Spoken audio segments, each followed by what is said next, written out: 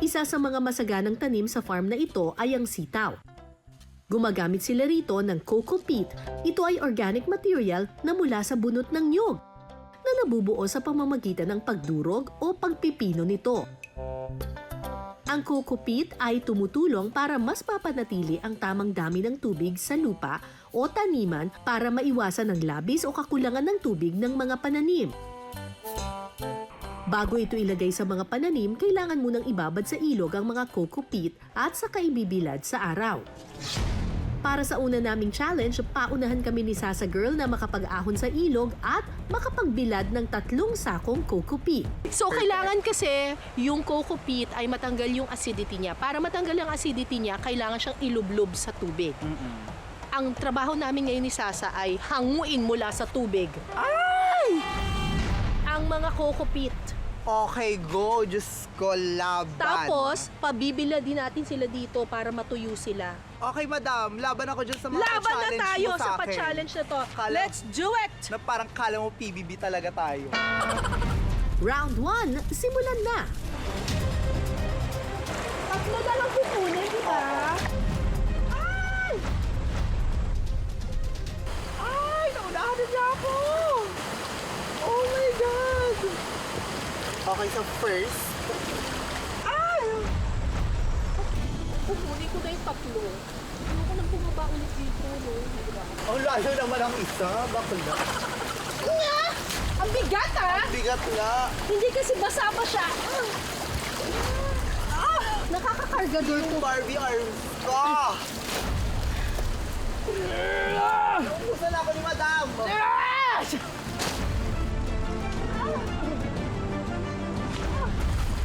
Layo! Bakla ang layo. Mukhang nahihirapan ang Mima natin sa challenge na ito ah.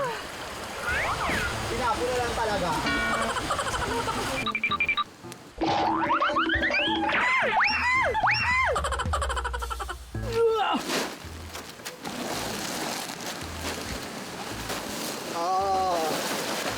Ay, Diyos ko po. Okay, ngayon papatagin na natin.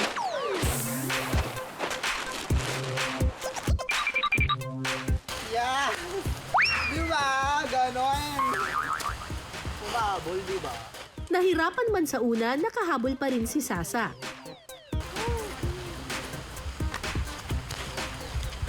Okay na?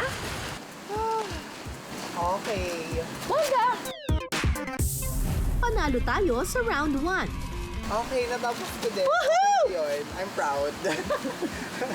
Relax yung madam. Break muna sa unang challenge. Para sa susunod na hamon, magsisibak naman kami ng kahoy.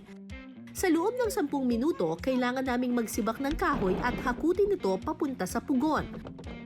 Ang may pinakamaraming kahoy na madadala sa pugon, siyang mananalo. Alam mo ba, Mima, pasabog sila dito sa farm na to. Yes. Nagsiserve sila ng pizza. Ay, wait!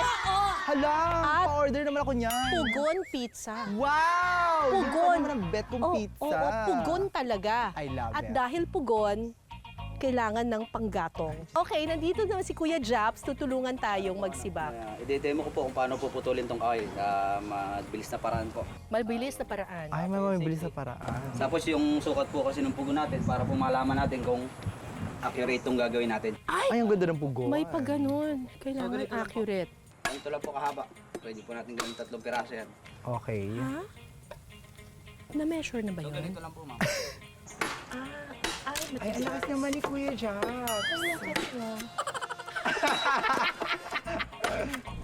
Ngayong naituro na sa amin ang tamang paraan ng pagsisibak ng kahoy, simulan na ang round 2.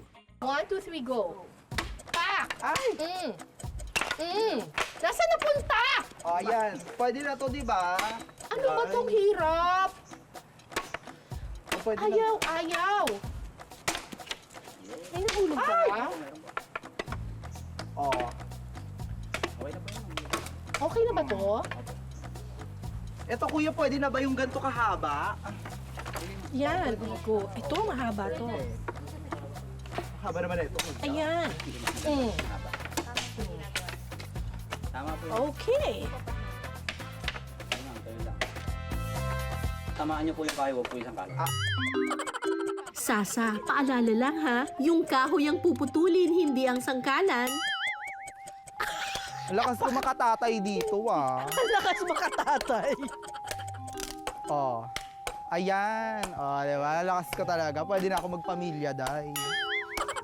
Kala ko ba nagta-transition ka? Bakit para lumalabas yung pagkalalaki mo? Mamaya na yan.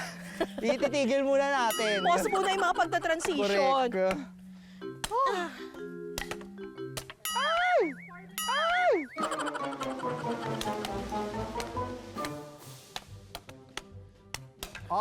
Hala ko. Pagod ako, day. Iniisip ko na lang, ito yung ex ko. Charis. Ah, ganun pala ha, ex ha. Ay! Ano? Parang masasakit yung napagdaanan mo, madam. Masyado yata kaming nalibang ni Sasa sa pagsibak ng kahoy. Hindi pa kami nakapaghakot sa pugon.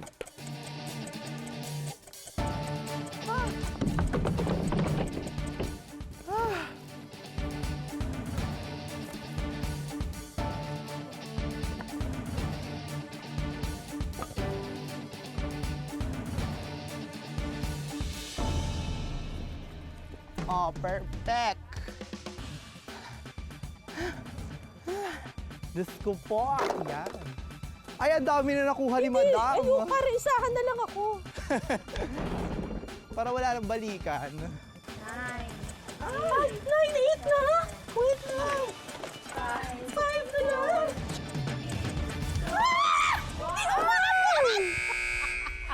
Oras na para malaman kung sino ang nagwagi sa hamong ito. Anong maliliit? Dinadaya niyo ko sa totoong buhay niya. Anong maliliit? Eh, siya yung nagbibigay sa amin. Piliin ko po kung alin po yung mga goods na naputol. O yung mga hindi muna po. Dahil kitang-kita naman po na hindi magkasya. Katulad po nito. Anong hindi magkasya? Dapat po kasi swak lang po tayo sa crates. Hala. Ay, Ito po. tama na. Ito po yung pinaka-good niyang na i-prepare para po dun sa gagamitin po natin. Ayan Bale, ito lang. po yung hindi pumasok sa standard. Okay. Ah, may ganun pala. So, meron din akong hindi pasok. Babaliin ko na yung akin. May mga hindi pasok. Diyos ko po. Damihan mo kuya mga 40.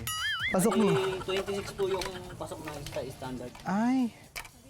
Ba't tinanggalan pa? Ito naman. Okay, ito po yung mahaba. Hindi pasok. Bali, isa lang po yung pumalpak sa inyo, ma'am. Magaling Ay! po magputol. Oo, talaga. Opo. Ang galing nyo naman, madam. Kasi kung ilalapat po natin yan, hindi lang po tayo. Ay, kaso lang maliit yung iba. Tatanggalin yung maliliit. Ito po yung mga undersize po. Undersize. May mga Ayaw natin yung mga undersize. undersize. Yung mga maliliit, bawal. Keras. Bali, ito po. 22 po yung... Yes. Sobrang lakas ko, di ba? Nakakalala. Parang hindi rin nakaka-proud na nanalo ako eh. Kasi nakakalalaki. Kasi nakakalalaki. Ano ba yan? Panalo si Sasa Girl sa round 2. After 2 rounds, it's a tie.